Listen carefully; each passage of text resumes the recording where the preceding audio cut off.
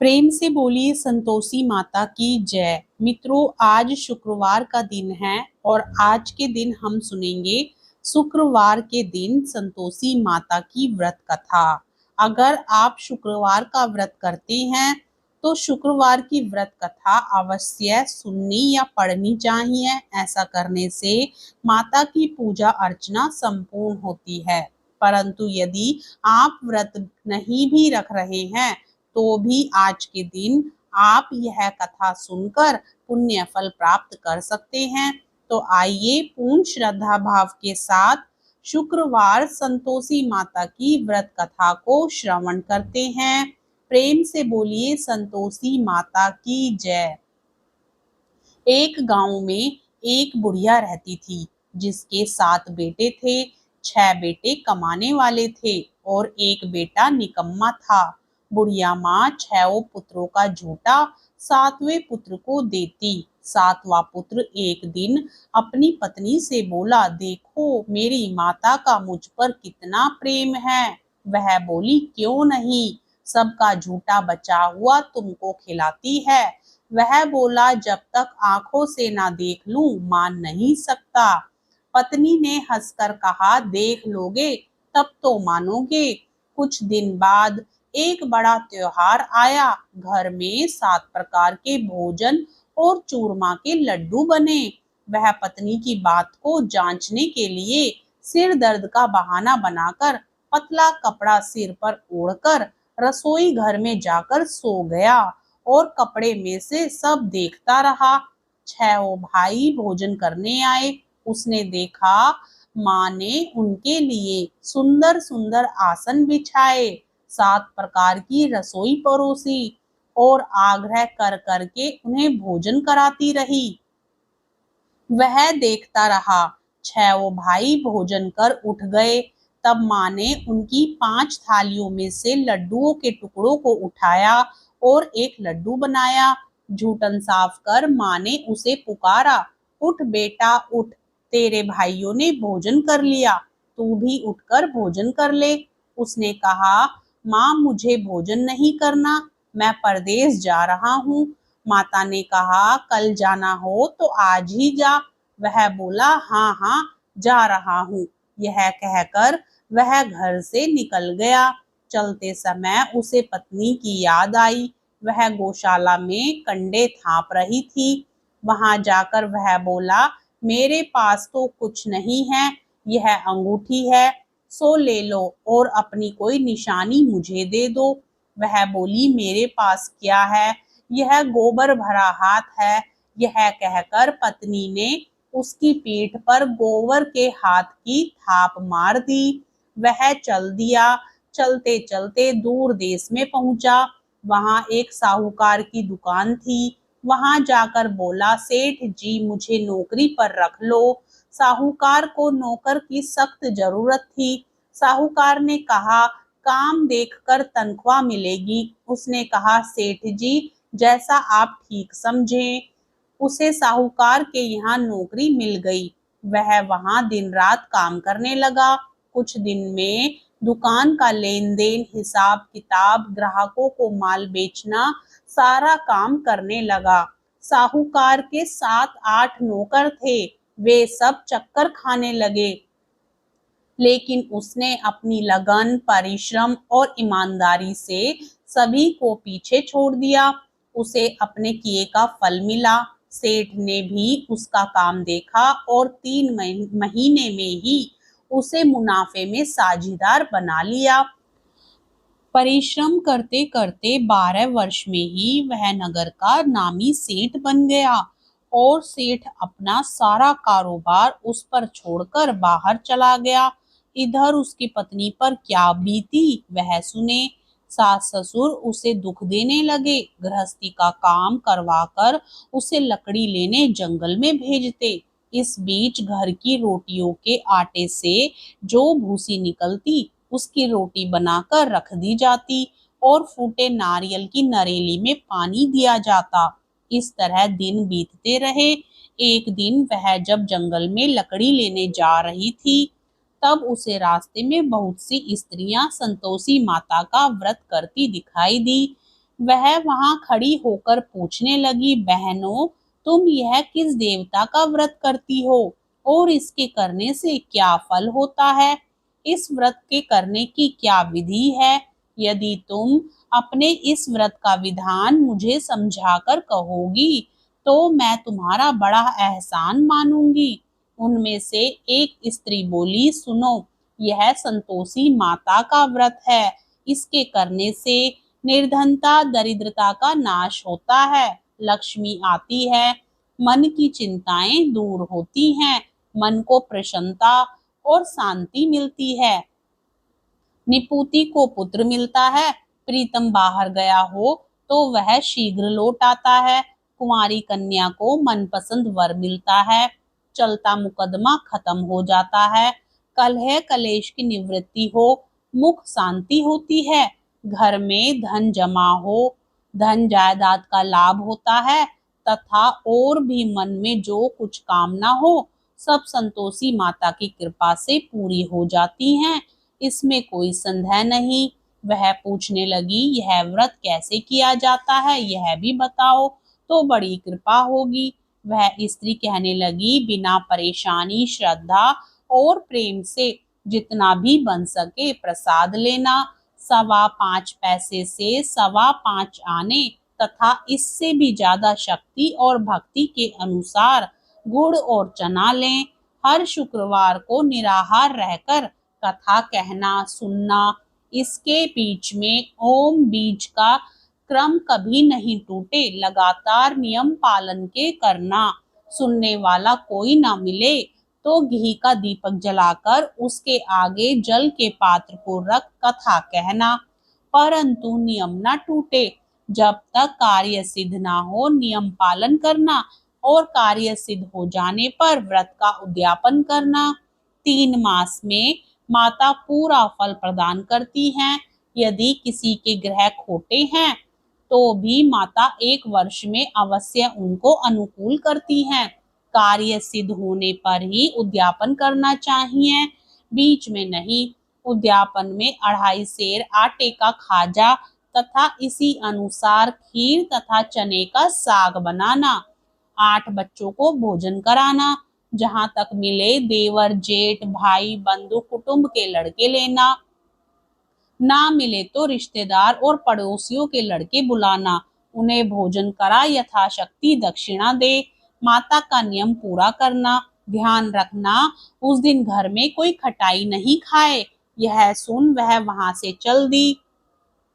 रास्ते में लकड़ी के बोझ को बेच दिया और उन पैसों से गुड़ चना ले माता के व्रत की तैयारी कर आगे चली। रास्ते में संतोषी माता के मंदिर में जा माता के चरणों में लौटने लगी, विनती करने लगी, माँ मैं दीन दुखी हूँ, निपट मूर्ख हूँ, व्रत के नियम कुछ नहीं जानती, मैं बहुत दुखी हूँ, हे माता मेरा दुख दूर कर, मैं तेरी शरण में हूँ। माता को दया आई। एक शुक्रवार बीता कि दूसरे शुक्रवार को ही उसके पति का पत्र आया और तीसरे शुक्रवार को उसका भेजा हुआ पैसा आ गया। यह देखकर जेठानी मुंह सिकोड़ने लगी, इतने दिनों बाद इतना पैसा कहाँ से आया, इसमें क्या बड़ाई है। लड़के ताना देने लगे, काकी के पास अब पत्र आने लगे, रुपया आने लगा, अब तो काकी की खातिर बढ़ेगी, अब तो काकी बोलने से भी नहीं बोलेगी। बेचारी सरलता से कहती, भैया पत्र आए, रुपया आए तो हम सबके लिए अच्छा है। ऐसा कहकर आंखों में आंसू भरकर संतोषी माता के मंदिर में जा मातेश्वरी के चरणों में गिरकर रोने लगी। माँ मैंने तुमसे पैसा नहीं मांगा, मुझे पैसे से क्या काम, मुझे तो अपने सुहाग से काम है, मैं तो अपने स्वामी के दर्शन और सेवा मांगती। तब माता ने प्रसन्न होकर कहा, जा बेटी तेरा स्वामी जल्दी ही आएगा। यह सुन खुशी से बावली हो वह घर आकर काम करने लगी। संतोषी माँ विचार करने लगी, इस भोली पुत्री से मैंने कह तो दिया कि तेरा पति शीघ्र आएगा, पर आएगा कहाँ से, वह तो इसे स्वप्न में भी याद नहीं करता, उसे इसकी याद दिलाने तो मुझे ही जाना पड़ेगा। संतोषी माता ने उस बुढ़िया के बेटे को स्वप्न में समझाया, पुत्र तेरी घरवाली कष्ट उठा रही है। वह बोला, हाँ माता, यह तो मुझे भी मालूम है, परंतु क्या करूं, वहां कैसे जाऊं? परदेश की बात है, लेन देन का सारा हिसाब किताब है, कोई जाने का रास्ता नजर नहीं आता। आप ही कोई राह दिखाएं कि वहां कैसे जाऊं। माँ कहने लगी, सवेरे नहा धोकर संतोषी माता का नाम ले, घी का दीपक जला, दंडवत कर और दुकान पर जा बैठना। देखते देखते तेरा लेन देन चुक जाएगा, जमा माल बिक जाएगा, सांझ होते होते धन का ढेर लग जाएगा। वह अगले दिन सुबह बहुत जल्दी उठा। उसने अपने मित्र बंधुओं परिचितों से स्वप्न में माता द्वारा कही गई बात कह सुनाई। वे सब उसकी बात सुनकर उसकी खिल्ली उड़ाने लगे। वे कहने लगे, कहीं कभी सपने की बात भी सच्ची होती है। एक बूढ़ा व्यक्ति बहुत समझदार था। वह बोला, देखो भाई, मेरी बात मानो, इस तरह सांच या झूठ कहने के बदले देवता ने जैसा कहा है वैसा ही करना, तेरा क्या जाता है। बूढ़े की बात मानकर नहा धोकर उसने संतोषी माता को प्रणाम किया, फिर घी का दीपक जलाकर दुकान पर जा बैठा। शाम तक धन का ढेर लग गया। वह हैरान हुआ, मन में संतोषी माता का नाम ले प्रसन्न हो घर जाने के वास्ते गहना कपड़ा व सामान खरीदने लगा। सब काम से निबट अपने घर को रवाना हुआ। उधर उसकी पत्नी जंगल में लकड़ी लेने गई। लौटते वक्त थक जाने के कारण संतोषी माता के मंदिर पर विश्राम करने बैठ गई। यह तो उसका रोज रुकने का स्थान था। धूल उड़ती देख उसने माता से पूछा, हे माता, यह धूल कैसी उड़ रही है? माँ ने कहा, हे पुत्री, तेरा पति आ रहा है। अब तू ऐसा कर, लकड़ियों के 3 बोझ बना, एक नदी के किनारे रख, दूसरा मेरे मंदिर पर और तीसरा अपने सिर पर रख। तेरे पति को लकड़ी का गट्ठा देखकर मोह पैदा होगा। वह यहाँ रुकेगा, नाश्ता पानी बना खाकर माँ से मिलने जाएगा। तू लकड़ी का बोझ उठाकर जाना और बीच चौक में गट्ठा डालकर 3 आवाज जोर से लगाना, लो सासू जी लकड़ियों का गट्ठा लो, भूसे की रोटी दो, नारियल के खोपरे में पानी दो, आज कौन मेहमान आया है। संतोषी माँ की बात सुनकर वह बहुत बहुत अच्छा माँ कहकर प्रसन्न मन से लकड़ियों के 3 बोझ बना लाई। एक नदी के तट पर, दूसरा माता के मंदिर पर रखा। इतने में ही मुसाफिर वहां आ पहुंचा। सूखी लकड़ी देख उसको इच्छा हुई कि अब यहीं विश्राम कर ले और भोजन बनाकर खा पी कर गांव चले। इस प्रकार भोजन कर विश्राम कर वह अपने गांव में आ गया। उसी समय बहू सिर पर लकड़ी का गट्ठा लिए आई। उसने गट्ठे को आंगन में डाला, जोर से 3 आवाजें दी, लो सासू जी लकड़ी का गट्ठा लो, भूसे की रोटी दो, नारियल के खोपरे में पानी दो, आज कौन मेहमान आया है। यह सुनकर सास ने अपने दिए हुए कष्टों को भुलाने के लिए कहा, बहू तू ऐसा क्यों कहती है, तेरा मालिक ही तो आया है, बैठ मीठा भात खाकर कपड़े गहने पहन। पत्नी की आवाज सुनकर उसका स्वामी बाहर आया और उसके हाथ में पहनी अंगूठी देख व्याकुल हो गया। उसने माँ से पूछा, माँ यह कौन है? माँ बोली, बेटा तेरी पत्नी है, आज 12 वर्ष हो गए, जब से तू गया है तब से सारे गांव में जानवर की तरह भटकती फिरती है, काम काज कुछ करती नहीं, 4 समय खाकर जाती है, अब मुझे देखकर भूसे की रोटी और नारियल के खोपरे में पानी मांगती है। वह बोला, माँ मैंने इसे भी देखा है और तुम्हें भी, मुझे दूसरे घर की चाबी दो, मैं उसमें रहूंगा। ठीक है बेटा, जैसी तेरी मर्जी कहकर माँ ने चाबी का गुच्छा बेटे के सामने रख दिया। उसने दूसरे घर को खोलकर सारा सामान जमाया। एक ही दिन में वहां राजा के महल जैसा ठाट बाट बन गया। अब क्या था, वह सुख भोगने लगी। अगला शुक्रवार उसने पति से कहा, मुझे संतोषी माता का उद्यापन करना है। पति बोला, बहुत अच्छा, खुशी से कर लो। वह उद्यापन की तैयारी करने लगी। जेठ के लड़कों को भोजन के लिए कहने गई। उन्होंने मंजूर किया, परंतु पीछे से जेठानी ने अपने बच्चों को सिखलाया, देखो रे, भोजन के समय सब लोग खटाई मांगना, जिससे उसका उद्यापन पूरा ना हो। लड़के भोजन करने आए, खीर पेट भर खाई, परंतु याद आते ही कहने लगे, हमें कुछ खटाई खाने को दो, खीर खाना हमें भाता नहीं, देखकर अरुचि होती है। लड़के उठ खड़े हुए, बोले, पैसे लाओ। भोली बहू कुछ जानती ना थी, उसने उन्हें पैसे दे दिए। लड़कों ने बाजार जाकर उन पैसों से इमली खरीदी और खाई। यह देखकर बहू पर माताजी ने कोप किया। राजा के दूत उसके पति को पकड़ कर ले गए। अब सब मालूम हो जाएगा जब जेल की रोटी खाएगा। बहू से यह वचन सहन नहीं हुए। वह संतोषी माता के मंदिर में गई और कहने लगी, माता तुमने यह क्या किया?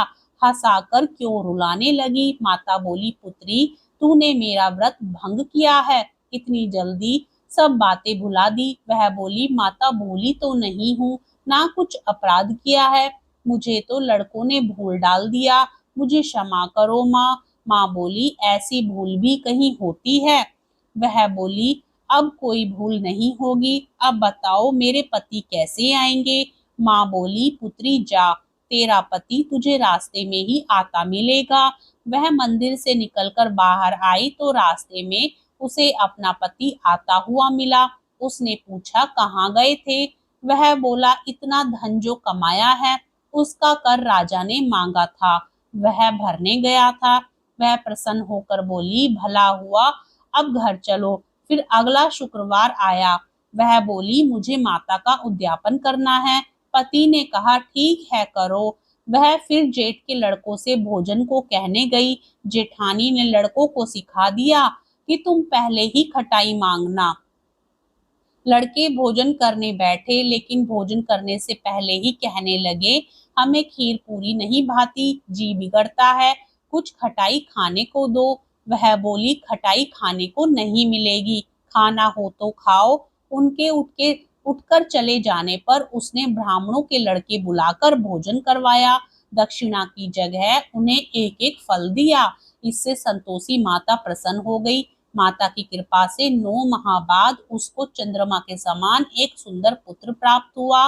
पुत्र को लेकर वह प्रतिदिन संतोषी माता के मंदिर में जाने लगी। माँ ने सोचा कि यह रोज आती है, आज क्यों ना मैं ही इसके घर चलूं, इसका आसरा देखूं तो सही। वह विचार कर माता ने भयानक रूप बनाया और गुड़ और चने से सनामुख, ऊपर से मुंड के समान होठ, उस पर मक्खियां भिन भिना रही थी। दहलीज में पैर रखते ही उसकी सास चिल्लाई, देखो रे, कोई चुड़ैल डाकिनी चली आ रही है, लड़को इसे भगाओ नहीं तो सबको खा जाएगी।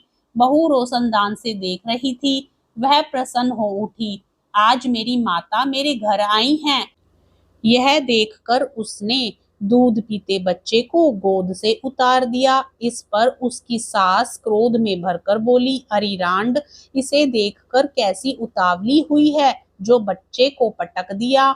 इतने में माँ के प्रताप से जहां देखो वहां लड़के ही लड़के नजर आने लगे।